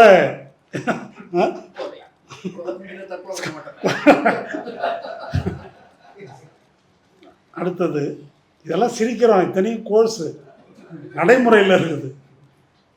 இதை நடந்தால் இங்கேயும் வரும். அடுத்தது வேற ஒன்றும் இல்லை. இதுக்கு அந்த பிபிஎஸ்சி எல்லாம் வர வேண்டியதில்லை, ஏற்கனவே யூஜிசியில் இருக்குது. ஏன் இப்போது கோவையில் ஒரு தாவேக்கா எம்எல்ஏ அவங்க ஜோசியத்தில் டாக்டரேட் வாங்கியிருக்கிறேன்னு சொன்னாங்களே. ஓகே. அடுத்தது automated question answering system for Ramayana. ராமாயணத்துக்கு கொஸ்டின் ஆன்சர் சிஸ்டம் ஆட்டோமேட்டட் அது. இது ஒன்று. அதுக்கப்புறம் கட் மைக்ரோப் வயிற்றுக்கு உள்ள பாக்டீரியாஸ், நல்ல பாக்டீரியா, இதெல்லாம் செய்வதற்கு சாத்வீக உணவு எந்த வகையில் பயன்படுகிறது இல்லையா? இதெல்லாம் இப்போ இதை நாம் எப்படி பார்ப்பது? இது நான் அங்கங்கே படித்து திரட்டினது. இதில் இன்னும் என்னெல்லாம் இருக்குன்னு தெரியல. இன்னும் விசித்திரமானதெல்லாம் சொல்கிறாங்க. சில அமைச்சர்கள்லாம் புஷ்பக விமானத்திலேருந்து விமானம் வந்துச்சு. இந்த அனுராக் தாக்கூர்னு ஒரு அமைச்சர் இருக்கார். அதாவது இந்த கோலி மாரம் சாலோங்கா அப்படின்னு சொல்லி சிஏஏ ப்ரொட்டஸ்ட்டில் பேசினவர், நான் சுட்டு தள்ளுங்கன்னு. அவர் ஒரு அரிய கண்டுபிடிப்பு மாணவர்கள்ட்ட பேசியிருக்காரு. அதாவது விண்வெளியில் முதல்ல பறந்தது நீல் ஆம்ஸ்ட்ராங் இல்லை, அனுமார்னு சொல்லியிருக்காரு. அப்போது இந்த மாதிரி விவகாரங்கள் இது வரும். இப்போ இதை எப்படி எடுத்துக்கொள்ளும்? இந்தியன் நாலேஜ் சிஸ்டம் என்பது உண்மையிலே எப்படி இருந்திருக்கிறது? ஆக பெரும்பான்மையான உழைக்கும் மக்களுக்கு நாலேஜை மறுப்பது தான் இந்தியன் நாலேஜ் சிஸ்டம். சூத்திர பஞ்சம மக்களுக்கு அதில் ரொம்ப முக்கியமானது என்ன? அது ஏதோ அந்த ஜாதியில் பிறந்தவர்கள்ன்றதுலேருந்து அல்ல நம்ம சொல்வது. உழைப்பிலிருந்து அறிவை பிரிப்பது. இந்த நாடு நாசமாக போனதுக்கு அதான் காரணம். இது நம்ம இந்த மருத்துவக் கல்லூரியில் ஒரு இது கொண்டு வந்தாங்க இல்லையா, உறுதிமொழி ஏற்பது. ஆமாம், சரக சங்கீதையிலிருந்து உறுதிமொழி எடுக்க வேண்டும் மருத்துவக் கல்லூரியில்னு ஒரு பிரச்சனை வந்தது. அப்போ தான் இதை பற்றி பேசியிருக்கிறோம். அதாவது மருத்துவர்கள் எனப்படுபவர்கள் நாவித சமூகத்தை சேர்ந்தவர்கள். அது நம்ம ஊரில் தான் அப்படி இருக்குதுன்னு இல்லை. மனுஸ்மிருதியில் நாவிதர்களுக்கு பேர் அம்பஸ்த என்று பெயர், மருத்துவர்களுக்கும் அதான் பேர் மனுஸ்மிருதியில். நியாயமாக அந்த நவீன மருத்துவ கல்வி வரும்போது அந்த தொழிலில் இருந்த மக்களுக்கு முன்னுரிமை கொடுத்து அவர்களை மருத்துவர்களாக்கி இருந்தாக்கா இந்த நாடு விளங்கியிருக்கும். இது ஒவ்வொரு துறைக்கும் நம்ம பொருத்தலாம். ஆனால் மருத்துவர்களை பற்றிய மனுஸ்மிருதியினுடைய பார்வை என்ன? மருத்துவன் கையால் சோறு திங்கிறதும் தொழுநோயாளி கையால் சோறு தின்பதும் ஒன்று. மருத்துவன் தொட்டாக்க 3 வாட்டி குளிக்கணும்னு இருக்குது. இதுதான் மருத்துவர்களை பற்றிய மனுஸ்மிருதியின் பார்வை. இது ஒரு சான்று. பார்ப்பனர்கள் ஏற்கலப்பை தொடக்கூடாது, இதெல்லாம் இருக்கு இல்லையா, அது போல. அப்போ உழைப்பை தீண்டத்தகாததாக, இழிவானதாக கருதுவது, அவங்களுக்கு நாலேஜ் தேவையில்லை, அறிவிலிருந்து அவர்களை விலக்கி வைப்பது என்பது தான் இந்திய அறிவு மரபு என்பதில் இருந்திருக்கு ஒன்று. ரெண்டாவது, இந்திய அறிவு மரபு அப்படின்னு ஒன்று இருக்குதா, அதை அப்படி சொல்ல முடியுமா அப்படின்றது முக்கியமான கேள்வி. இந்திய அறிவு மரபுன்னு ஒன்று இருக்குதா? அப்படி கிடையாது. பல இனங்கள், பல மொழிகள், பலவிதமான மக்கட்கூறுகள் இங்கே இருக்குது. முரண்பட்ட பல அறிவு மரபுகள் இருக்குது. இப்போ கேரளா கவர்மெண்ட்லேருந்து நியமித்த ஒரு கமிஷன், ஒரு நம்ம பிரபாத் பட்நாயக் அவர் தலைமையில் நியமிக்கப்பட்ட ஒரு குழு இதை ஆட்சேபம் தெரிவித்து எழுதியிருக்கிறாங்க. இதில் எப்படி பௌத்த சமண மரபுகள், இஸ்லாமிய மரபுகள் விலக்கப்பட்டிருக்கின்றன. இந்திய அறிவு மரபிலிருந்து தமிழ் மரபு அது விலக்கப்பட்டிருக்குது. அப்போ இந்திய மரபுன்னு அவர்கள் எதை சொல்கிறாங்கன்னா, 1000 ஆண்டுகளுக்கு முன்னால், மோடி சொல்கிறார்கள் 1000 ஆண்டு அடிமைத்தனம்னு. முகலாயர்கள் உள்ளே வர்றதுக்கு முன்னால் இந்தியா பொற்காலம். அதுக்கு முன்னால் இருந்தது தான் இந்திய அறிவு மரபு என்பதிலே வரும் என்பது தான் அவர்கள் முன்வைப்பது. அந்த வகையில் சமஸ்கிருத அடிப்படையில் அல்லாத, பார்ப்பனிய அடிப்படையில் இல்லாத எதுவும் இந்திய அறிவு மரபு என்பதில் அவர்கள் சேர்க்கவில்லை என்பது ரொம்ப முக்கியமானது. இப்போ இதெல்லாம் பாடத்திட்டத்தில் கொண்டு வரும்போது ஒரு என்ன விளைவு ஏற்படுது? ரொம்ப முக்கியமான ஒரு பிரச்சனை இதில் என்ன அப்படின்னாக்கா, சயின்ஸையும் சூடோ சயின்ஸையும் ஒன்றாக்குறாங்க. இது ஒரு முக்கியமான பிரச்சனை. சூடோ சயின்ஸுன்னா என்ன? இது ஆர்எஸ்எஸ்காரங்க தான் செய்கிறாங்கன்னு இல்லை, முன்னோரெல்லாம் மூடர்கள் இல்லைன்னு ஒரு குரூப் இருக்குல்ல, அந்த குரூப் ஏற்கனவே அந்த காரியத்தை செஞ்சிட்ருக்கிறாங்க. நம்மளே டெலிவரி பார்க்கலாம், நம்மளே அதை பண்ணலாம், ஜோசியத்தில் கேன்சரை குணப்படுத்தலாம், இந்த மாதிரி பலது இருக்குது இல்லையா. அந்த மாதிரி இங்கே தமிழ்நாட்டிலே இருக்குது அந்த மாதிரி செட்டு. அப்போது இந்த சூடோ சயின்ஸையும் ஒன்றாக்குகிறார்கள். ரெண்டாவது, சுதந்திரமான சிந்தனை என்பது இதன் மூலமாக தடுக்கப்படுகிறது. என்ன சிந்திக்கணும் அப்படின்றத அவங்க டிசைட் பண்ணுறாங்க. அடுத்தது கேரளா மினிஸ்டர் ஒருத்தவங்க எழுதியிருக்கிறாங்க, ராமராஜ்யம் இருக்கு இல்லையா, அதை எதோட கம்பேர் பண்ணுறாங்கன்னாக்கா இப்போ கார்ப்பரேட் சோஷியல் ரெஸ்பான்சிபிலிட்டியோட கம்பேர் பண்ணுறாங்க. ராமராஜ்யத்தை அரசுக்கு அது எப்படி இருக்கணும், அதோட கண்டினியூவேஷன் தான் இந்த கான்செப்ட் என்று அதை நிறுவுகிறார்கள். அடுத்தது ஒரு மைத்தாலஜி, இப்போ நம்ம பேசணும் இல்லையா, அனுமார் பறக்கிறாரு, விமானம் பறக்குது, இந்த மித்தையும் சயின்ஸையும் இணைப்பது. நம்ம உடம்புல 8 சக்கரமோ 10 சக்கரமோ இருக்குது, அப்புறம் குண்டலினி இருக்குது, இதெல்லாம் ஒரு ஆள் அறுத்து பார்த்துருக்குறோம், உள்ள எங்கே இருக்குது சக்கரம், பாடி குணத்தை தான் அறுத்து பார்த்துருக்குறோம். அதையும் இப்போ நவீன விஞ்ஞானத்தையும் ஒன்றுபடுத்துவது, வரலாற்றில் பித்தலாட்டம் செய்வது. வரலாற்று பித்தலாட்டம் எந்த அளவு பித்தலாட்டம் அப்படின்னா, இந்திய விடுதலை போராட்டம் பற்றி சாவர்கருடைய புத்தகம் அது சேர்க்கப்பட்டிருக்குது. அதில் முகலாயர்களுடைய பங்களிப்பு விளக்கப்பட்டிருக்குது. இப்போ அக்பர் காலத்திலேயே அவர் இதில் சான்ஸ்கிரிட்டில் இருந்த பாஸ்கராச்சாரியாவுடைய லீலாவதி என்ற நூலை ஒரு கணித நூல், அதை அராபிக்கில் மொழிபெயர்க்கிறார். இந்தியாவினுடைய முதல் எழுதப்பட்ட வரலாறு அல்பெருனி. அவர் பெரிய சான்ஸ்கிரிட் ஸ்காலர், கஜினி முகமது அவையில் இருந்தவர். கஜினி முகமது வேறு காரணத்துக்கு தான் நமக்கு தெரியும். அவர் இந்தியா முழுவதும் சுற்றுப்பயணம் செய்து அன்றைய இந்தியாவின் வரலாற்றை தொகுத்திருக்கிறார். இப்போ இவனுடைய இந்த கான்ட்ரிபியூஷன் ஒரு பெரிய பட்டியல் இருக்குது. அவுரங்கசீபுடைய தம்பி தாராஷிகோ தான் கீதை உள்ளிட்ட நூல்களை ஏற்கனவே வெள்ளைக்காரனுக்கு முன்னால் பர்ஷியனில் அராபிக்கில் மொழிபெயர்த்தவர். இந்த மாதிரி அவங்களுடைய கான்ட்ரிபியூஷன் எல்லாமே அதில் இருட்டடிப்பு செய்யப்பட்டிருக்கு. அதே போல் பக்தி இயக்கம், சாதி மறுப்பு இயக்கம், அது அம்பேத்கர்லேருந்து பெரியார்லேருந்து அது எல்லாமே இதில் ஒதுக்கப்படுது. இதெல்லாம் பட்டியல் போட்டு போகலாம். இது எல்லாம் சேர்ந்து ஒரு மெசேஜை நமக்கு சொல்லுது. பல்கலைக்கழகங்கள் என்பது சுதந்திரமாக சிந்திப்பதற்கான தளமாக இருக்கணும். அதற்குரிய சுதந்திரம் அதற்கு வழங்கப்பட வேண்டும். இப்போ இந்த மாற்றங்கள் எதை கொண்டு வருது அப்படின்னாக்கா, சுதந்திரமாக சிந்திப்பது என்பதற்கு பதிலாக இவர்கள் சொல்லக்கூடிய ஒரு இந்து தேச பெருமிதம், அந்த பெருமிதத்துக்கு விசுவாசமாக இருக்கணும். அந்த பெருமிதத்துக்கு முரணான எதையும் நீங்கள் சொல்லக்கூடாது. அந்த காலத்தில் பெரியார் எடுத்துக்கிட்டால் அதான் இருக்குது. முட்டாள்தனங்களை அவர் பட்டியல் போடுறாங்கன்னா அறிவு இல்லாமல் இருக்குது. அப்போது அந்த அறிவின்மையை பற்றி பரிசீலிக்கக்கூடிய எதையும் பேசக்கூடாது. எல்லாமே ஏற்கனவே இருந்தது என்று பேச வேண்டும். இதெல்லாம் இப்போ யூஜிசி கொண்டு வந்திருக்குன்றதால நம்ம ஐஐடியினுடைய காமகோடி இருக்கார்ல, அவர் சொல்லியிருந்தார் இல்லையா, மாட்டு மூத்திரத்துக்கு சிறந்த மருத்துவ குணங்கள் இருக்குன்னு. இதில் அவராக சொல்லலை, நேச்சர் மேகசின்லேயே வந்திருக்குது அப்படின்னு சொன்னார். அதில் ஒரு மேட்ரு என்னன்னு கேட்டால், அது நேச்சர் மேகசின் மாட்டு மூத்திரத்தை ஆய்வு செஞ்சுருக்கிறாங்க. அதில் ஹார்ம்ஃபுல் பாக்டீரியா, கெட்ட பாக்டீரியாக்கள் என்ன இருக்குது, நேர்மறையானது என்ன இருக்குது அப்படின்னு சொல்லியிருக்காங்க. விசேஷம் என்ன அப்படின்னு சொன்னாக்கா, மாட்டு மூத்திரம் மட்டும் இல்லாமல் கழுத மூத்திரம், குதிரை மூத்திரம், ஒட்டக மூத்திரத்தையும் ஆய்வு செஞ்சுருக்கிறாங்க. அதை நம்ம காமகோடி சொல்கிறது. அதுலேயும் நல்லது எது கெட்டது எதுன்றது விளக்கப்பட்டிருக்குது அந்த நேச்சர் மேகசினில். இவர் மாட்டு மூத்திரத்தை மட்டும் எடுத்துக்கிட்டாரு அப்படின்றது தான். அப்போது இது ஸோ இந்த மாற்றங்கள் எல்லாம் யூஜிசி பரிந்துரைத்திருக்கிற இந்தியன் நாலேஜ் சிஸ்டம் என்ற அடிப்படையிலான பாடங்கள். இதுக்கு அந்த விபிஎஸ்ஏ நிறைவேறணுன்றது இல்லை.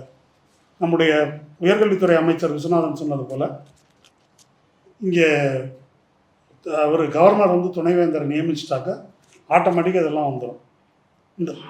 இதெல்லாம் பாடத்திட்டத்துக்குள்ளே வந்துடும்.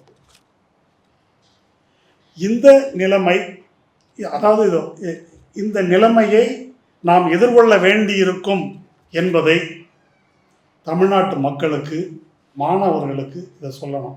இது எதுவும் கற்பனை அல்ல. இதில் பலது கொஞ்சம் தேடி எடுத்தாக்கா எடுக்கலாம். இந்தியாவில் எந்தெந்த கல்லூரிகளில், என்னென்ன பல்கலைக்கழகங்களில் என்ன மாதிரியான பாடத்திட்டங்கள் ஏற்கனவே இந்த லிஸ்ட்டில் நான் சொன்னதெல்லாம் இருக்குது என்பதை கொஞ்சம் தேடி பிடிச்சாக்க எடுத்துட முடியும். அந்த மாதிரி ஒரு சூழல் தமிழ்நாட்டு கல்வி நிறுவனங்களுக்கு வர வேண்டுமா, வந்தால் அதன் விளைவு என்னவாக இருக்கும் என்று நம்ம வந்து யோசிச்சு பார்க்கணும். இப்போ கல்வியை இப்படி ஒன்றிய அரசு, குறிப்பாக மோடி அரசு தன் கையில் எடுத்துக்கொள்வது என்பதை நாம் எப்படி பார்க்க வேண்டும் என்பதை மட்டும் சொல்லி நான் முடிச்சுக்கிறேன். நமக்கு ஃபாசிசத்துக்கு மிக முன்னுதாரணமாக நாம் பார்க்கக்கூடிய இடம் ஜெர்மனி, நாசிசம். இப்போ ஜெர்மனியில் ஒரு ஃபாசிஸ்ட் டிக்டேட்டர்ஷிப்பை அறிவிப்பதற்கு முன்னால் 1933 எங்கே கை வைக்கிறாங்கன்னா கல்வி புலத்தில் தான் கை வைக்கிறாங்க. அதில் இருந்த யூதர்கள், இடதுசாரிகள், சோஷலிஸ்டுகள் அல்லது டிசிடென்ட்ஸ், மாற்றுக்கருத்து சொல்லக்கூடிய லிபரல்ஸ், இந்த கல்வியாளர்களை பூரா முதல்ல களை எடுக்கிறாங்க, அந்த பல்கலைக்கழகங்களிலிருந்து அகற்றுகிறார்கள். அதுக்கு பிறகு என்ன செய்கிறாங்க, பாடத்திட்டத்தை திருத்தி எழுதுகிறார்கள். இது பற்றி முன்ன நான் படிச்சிருக்கிறேன். ஜெர்மானியர்கள் தான் தூய ஆரியர்கள், மிச்ச பேர்லாம் ஒரு அரை வளர்ச்சியில் இருக்கிற குரங்குகள் என்பதெல்லாம் பாடத்திட்டத்தில் தான் வந்திருக்குது. அது சும்மா ஏதோ நாசிக்கள் மட்டும் தனியாக பேசிக்கிட்டாங்கன்றதல்ல, பாடத்திட்டத்திலேயே அதெல்லாம் கொண்டு வரப்பட்டது. அப்போ பாடத்திட்டத்தை இந்த மாதிரி ஒரு சூடோ சயின்ஸு அல்லது தேசியவாத, தேசவெறி, ஃபாசிஸ்ட் அரசியல் என்ற அடிப்படையில் பாடத்திட்டத்தை திருத்தி எழுதுகிறார்கள். இதெல்லாம் எப்போ நடக்குது அப்படின்னா, ஒரு முழு நிறைவான ஃபாசிஸ்ட் சர்வாதிகாரமாக மாறுவதற்கு முன்னால் நடக்குது. அப்போ இதெல்லாம் என்ன, இது எப்படி சொல்லுவாங்க அப்படின்னாக்கா, இது ஃபாசிசம் என்பது இந்த விஷவாயு முகாம் கேம்பில் தொடங்கல, இந்த மாதிரி ஃபார்மில் தான் தொடங்குதுன்னு சொல்லுவாங்க. இப்படி தான் இந்த திருத்தங்கள் தொடங்குகின்றன. இப்படி தொடங்கியதன் விளைவாகத்தான் ஒரு சமூகத்தில் இருக்கக்கூடிய ஒரு இளம் தலைமுறை, கணிசமான மக்கள் அப்படி மாற்றி அமைக்கப்படுகிறார்கள். எப்படி மாற்றி அமைக்கப்படுகிறார்கள்? பச்சை படுகொலை செய்வதற்கு, மில்லியன் கணக்கில் யூதர்களை அல்லது பிற நாட்டு மக்களை கொலை செய்வதற்கு கொஞ்சம் கூட வருத்தப்படாத, குற்ற உணர்ச்சி கொள்ளாத அப்படி ஒரு தலைமுறையை வந்து உருவாக்குகிறார். இந்த கல்வி என்பது நம்முடைய இளைய தலைமுறையை அப்படி மாற்றி அமைக்கும். அன்கிரிட்டிக்கல், நம்ம வந்து சுயமரியாதை மண், பெரியார் மண் என்று சொல்லிக் கொள்ளுகிறோம். பெரியாருடைய முத்திரை வாக்கியம் என்ன? நான் சொல்லுகிறேன் என்று நம்பாதே, உன்னுடைய சொந்த அறிவை கொண்டு யோசித்து எது சரின்னு படுதோ அதை நம்பு என்று சொல்லக்கூடிய, என்று பயிற்றுவித்த ஒரு மண்ணில் இந்த இந்த பகுத்தறிவுக்கு எதிரான இந்த சிந்தனை பரவுமானால், இது புதுசாக பிஜேபி தான் கொண்டு வரணுன்றது இல்லை. ஏற்கனவே நம்ம ஊரில் அதுக்கு போதுமான அளவு களம் இருக்குது. ரொம்ப எளிய உதாரணம் கரூர். கான்ஸ்பிரசி தியரி அப்படின்றது எடுபடுதுனாலே அந்த சமூகம் அறிவுபூர்வமாக சிந்திக்க முடியாத, எளிதில் இதுக்கெல்லாம் பலியாகக்கூடிய சமூகமாக இருக்கிறது என்று பொருள். அந்த கான்ஸ்பிரசி தியரியை நம்புறவங்க கணிசமாக அமெரிக்காலையும் இருக்கிறாங்க, இங்கேயும் இருக்கிறாங்க. அமெரிக்காவில் அவங்க ட்ரம்ப்புக்கு ஓட்டு போட்டிருக்கிறாங்க, இங்கே தாவேக்காவுக்கு ஓட்டு போட்டிருக்காங்கன்னு வச்சுக்கலாம். அப்போது அந்த சிந்தனை முறைக்கு என்ன பொருள்? தரவுகள் அடிப்படையில் விவரங்களை பரிசீலித்து பார்க்காமல் முன் அபிப்பிராயங்களின் அடிப்படையில் சொல்லப்படும் எதையும் ஏற்றுக்கொள்வது. அப்போ அதை சொல்வதற்கு இதெல்லாம் நம்ம ஊரில் நீங்கள் மருத்துவர்கள் மத்தியிலே போனாலே நாட்டு வைத்தியர் மாதிரி பேசுகிற மருத்துவர்கள்லாம் இருக்கிறாங்க. அப்போது நாட்டு வைத்தியம் நமக்கு எதிரி அல்ல, பாரம்பரிய மருத்துவம் நமக்கு எதிரி அல்ல. அது சயின்டிஃபிக்காக அது நிரூபிக்கப்படணும், எவிடன்ஸ் அடிப்படையில் நிரூபிக்கப்படணும். அது ஒரு யூனிவர்சல் ட்ரூத்தாக இருக்கணும். அந்த மாதிரி ஒரு அறிவியல் பூர்வமாக நிரூபிக்கப்படுவது என்றால் என்ன என்பதே தெரியாத நிறைய பேர் இருக்கிறாங்க. நானே மருத்துவர்கிட்ட அந்த காலத்தில் சார் எல்லாம் ஹெல்த்தியாக இருந்தாங்க, இது மாதிரி டாக்டர் பேசுகிறேன். இது சீமான் பேசுனாக்க நமக்கு பிரச்சனை இல்லை. ஒரு மருத்துவர்கள் பேசுகிறாங்க, அந்த காலம் எப்படி இருந்தது, எவ்வளோ ஊட்டச்சத்து பற்றாக்குறை இருந்தது, எத்தனை காலத்துக்கு உயிர் வாழ்ந்தார்கள், லாஞ்சவிட்டி இருந்ததா, வயது எவ்வளோ குறைவாக இருந்தது. இது வந்து ஒரு எம்டி மருத்துவர் வந்து இதை பேசுகிறாரு, அந்த காலத்தில் அப்படி இருந்தாங்க. அப்போது இதுக்கு என்ன பொருள்? அந்த மாதிரி ஒரு சிந்தனை அடித்தளம் இருக்கும்போது பாரம்பரிய பெருமிதம் என்ற பெயரில் எதை வேண்டுமானாலும் கடைபிடிக்க முடியும், இதை எளிதில் முடிச்சு போட முடியும். அப்போ இது மாதிரி நம்பக்கூடியவர்கள், அறிவுபூர்வமாக சிந்திக்காதவர்கள் இடையில் ஒரு ஹேட் பாலிடிக்ஸ், வெறுப்பு அரசியல் வெகு எளிதில் பரவும். திராவிட முன்னேற்ற கழகத்துக்கு எதிராக காரண காரியங்களை அடுக்கி சொல்லி இன்ன காரணத்துக்காக நீங்கள் இதை புறக்கணிக்க வேண்டும் என்று தாவேக்கா நியாயமாக சொல்லியிருந்த ஒரு பிரச்சனையும் இல்லை. நமக்கு பொதுவாக தீய சக்தி அப்படின்னு சொல்லி நம்ப வைக்க முடியுது என்றால் என்ன பொருள்? இதுக்கும் இஸ்லாமிய எதிர்ப்பு வெறுப்பு அரசியலுக்கும் என்ன வேறுபாடு? இப்போ இந்த மாதிரி சிந்திக்கக்கூடியவர்கள் வெறுப்பு அரசியலுக்கு பலியாக மாட்டார்கள் என்பதற்கு என்ன கேரண்டி, என்ன உத்தரவாதம்? இதை சொன்னால் நம்பக்கூடியவர்கள், அதை சொன்னால் ஏன் அதை விட இன்னும் அதிகமான வாய்ப்பு அதில் தான் இருக்குது, நம்ப வைப்பதற்கான வாய்ப்பு. அப்போ இதை நம்ம எப்படி பார்க்கணும்? சும்மா யூஜிசி கல்வி திட்டம் அப்படி அல்ல. இது ஒரு தலைமுறையை எப்படி சிந்திப்பது என்பதற்கு மாற்றுவதற்கான முயற்சி தான் இது. வட இந்தியாவில் குறிப்பிட்ட அளவுக்கு அவர்கள் வெற்றி பெற்றிருக்கிறார்கள். அதில் அந்த நிலை தென்னிந்தியாவுக்கு இன்னும் வரல. கர்நாடகாவில் எதிர்ப்பு இருக்குது, கேரளாவில் எதிர்ப்பு இருக்குது, தமிழ்நாட்டில் எதிர்ப்பு இருக்குது, ஆந்திராவில் கூட சந்திரபாபு நாயுடு சில அம்சங்களில் ஒரு எதிர்ப்பு தெரிவிக்கிறார். அப்போது ஒரு தலைமுறையின் சிந்தனை முறையையே மாற்றி அமைக்கக்கூடிய, பாசிசத்துக்கு தோதாக மாற்றக்கூடிய இந்த மாற்றம், இதை தடுப்பதற்காக நாம் பேச வேண்டும். இதில் எது முக்கியம்னு நான் கருதுகிறேன் அப்படின்னு சொன்னால், நாம் இந்த கையறு நிலையை விட்டு இளம் தலைமுறையினருக்கு இதை எப்படி சொல்வது? இப்போ என்னை போன்றவர்களுக்கு ஒரு சிக்கல் இருக்குது. சொல்கிறாங்க இல்லையா, இவங்கள்ட்ட எப்படி பேசுறதுன்னு ஒருவேளை தெரியாமல் இருக்கலாம். இளம் தலைமுறையினர் அதை பற்றி யோசிக்க வேண்டும், அல்லது இதில் பரிச்சயம் உள்ளவர்கள் அதை பற்றி யோசிக்கணும். இப்படி இந்த அபாயங்களை சுட்டி காட்டக்கூடிய, உண்மையான அரசியலை பேசக்கூடிய ஒரு சூழல், தைரியமாக தயக்கமின்றி இதை நாம் பேச வேண்டும். ஒரு தேர்தல் அரசியல் ஆதாயம் என்ற வரம்புக்குள்ளே நின்று இதை பேசினா ஜெயிக்கலாம், அதை பேசினா ஜெயிக்க முடியாது என்று பேசுவது தற்கொலை முயற்சி. அது அவங்களுக்கே கூட, திராவிட இயக்கத்துக்கே ஒரு தற்கொலை முயற்சி, இதை பேச முடியாதுன்னாக்க. பெரியார் என்ற ஒரு மனிதர், திராவிட இயக்கம் அப்படி அதை பேசுகிறாவிட்டால் அதுக்கு பின்னால் அது அரசியல் இயக்கமாக மாற்றி வெற்றி பெறுவதற்கான அடித்தளமே கிடையாது. அல்லது ஆரம்பகால திராவிட முன்னேற்ற கழகம் இதையெல்லாம் பேசுகிறாவிட்டால் வெற்றி பெறுவதற்கான அடிப்படை கிடையாது. இன்னைக்கு ஒரு அரசியல் நீக்கம் செய்யப்பட்ட ஒரு சூழல், அரசியல் நீக்கம் செய்யப்பட்ட நிலையை ஒரு பாசிட்டிவான, முற்போக்கான, நாகரிகமான ஒரு சூழலாக கருதும் நிலை உருவாக்கப்படுகிறது. இதற்கு எதிராக என்ன மையமான பிரச்சனை என்பதை முன்வைத்து நாம் பேச வேண்டும். வாய்ப்புள்ள வழிகளில் எல்லாம் பேச வேண்டும். நன்றி.